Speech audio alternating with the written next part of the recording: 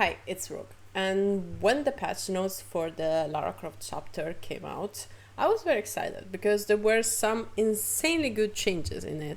Some perks that had a super long cooldown for too long now had their cooldown cut in half, and that was a long due change. The Night, the Singularity were getting banger rewards. I was very happy, but there were a couple of things that perplexing me. But I was sure that once the PTB rolled out and everyone played it and gave their feedback, those things would be changed. But the feedback has been given, the PTB correction patch notes have come out, those things were not changed, and now I want to talk about them because I think they're gonna be very problematic. It's not a lot of stuff. This patch is mostly a huge W, but yeah, there are a couple of soft spots. And I want to preface this by saying that the soft spots are on perks that I actually use in the state they are now.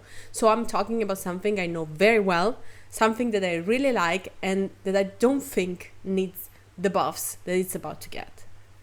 Plus an exception, but I'm gonna save that for last. So, first, I have a little perplexity on Amoliers, not because the cooldown change is not good, I think it is, but it's gonna make it another one of those perks that are super strong on the top tier killers, because, Nurse with Amoliers with 30-second cooldown, yeah.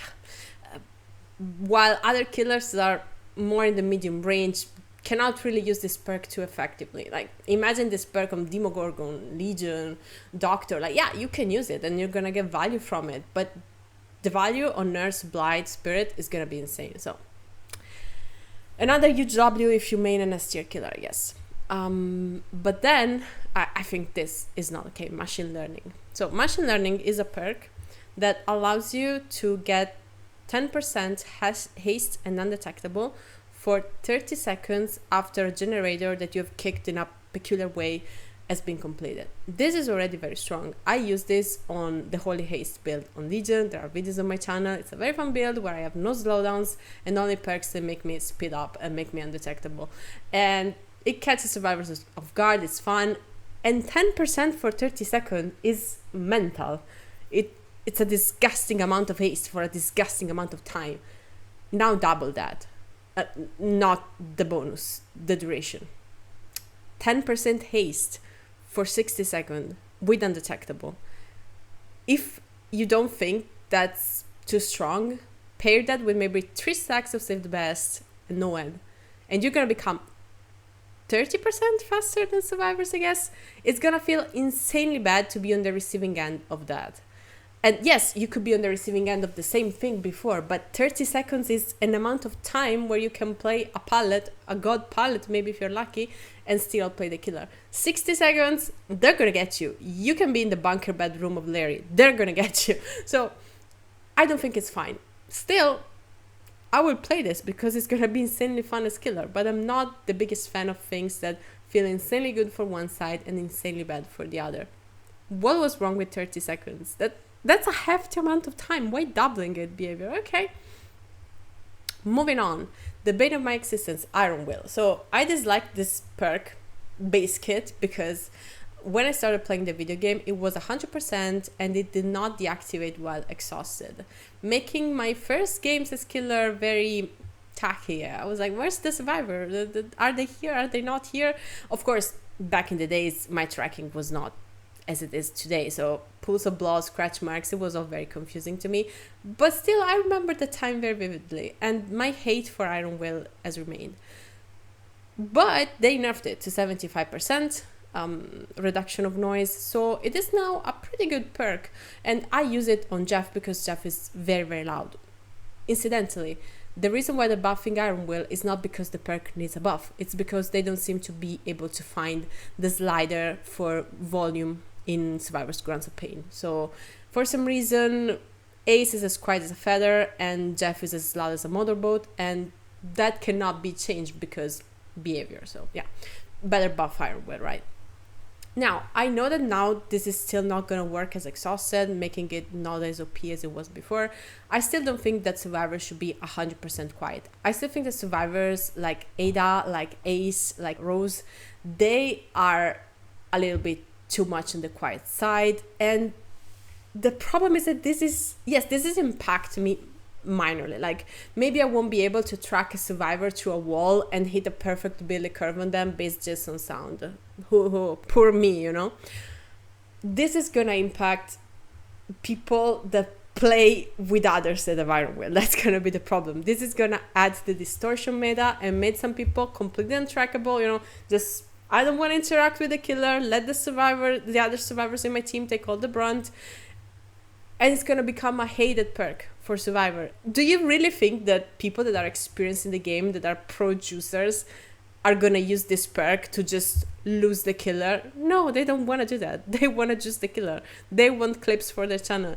This is gonna get used by rats that are not gonna do anything in the trial, will avoid the killer at all costs. I don't think we deserve this shit. Solidarity and Resurgence, but especially Resurgence. So what Resurgence is gonna do now is that you get unhooked, okay?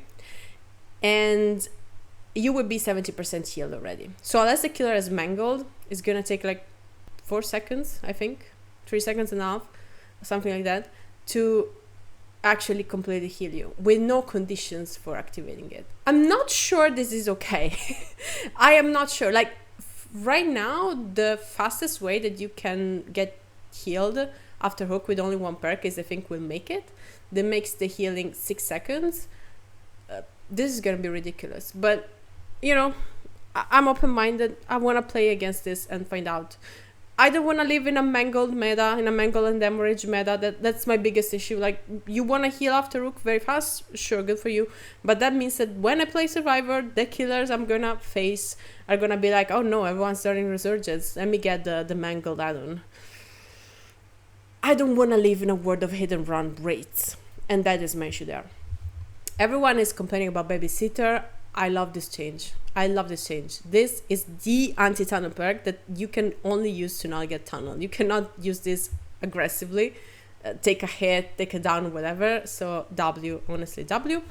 Last but not least, and that is on the Lara Croft perk Specialist. So what Specialist is gonna do is that when you rummage through a chest, you gain a token, and you can get up to 6 tokens by rummaging through 6 chests. For every token, when you hit a great skill check on a generator, you reduce the charges that it takes to complete a generator. Now, I've seen people complaining about this because the charges are lost forever. It's not like you get progress and the killer can undo it. I don't think that's a problem. Like, that's not my problem with this perk. Because, again, yes, you get charges permanently removed from a generator, but you also have to spend a hefty time doing something else to actually get those charges going.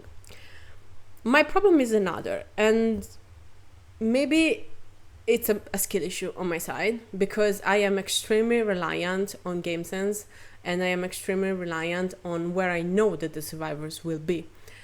But where the fuck are chests? Okay, so survivors are not gonna be on the generator because they are gonna do chests to actually finish the generator quicker. So they're gonna actually spend the same amount of time doing something. Okay, how do I tackle them? How do I get to them? Do I need to learn where the fucking chests spawn? Do I need to bring Hoarder? That's my only problem. Currently, the game of Dead by Daylight works this way.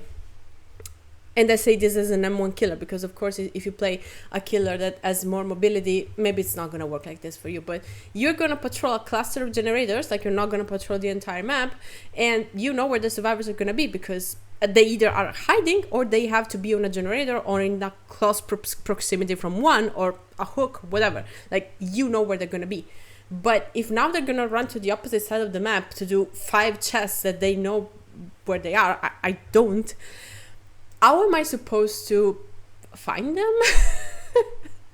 Like, do you see why I say it's a skill issue? Like, because it really sounds like a skill issue. It is a skill issue, but I wonder how many of you know all the chest spawns in all the maps just like that for free. Like, Are you really the kind of person that if you want to do 5 chests in a trial, you just bring the coin with a friend and you don't even bring Plunder Instincts? You just go, you know where the chests are. Like, okay, teach me, master, because I don't know. And this is my issue with this perk. I think the trade for non-objective for objective, it's completely fine. It's going to make the game more enjoyable on the survivor side. It's going to add variety to the objective. I like this.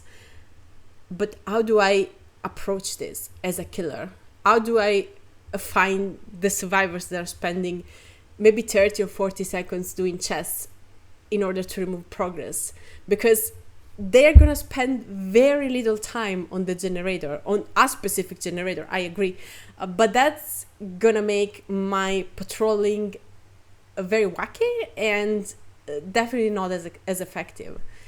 I don't know if that's gonna make the games more fun. I don't think so. I'm open-minded, but it's hard to patrol generators and something else.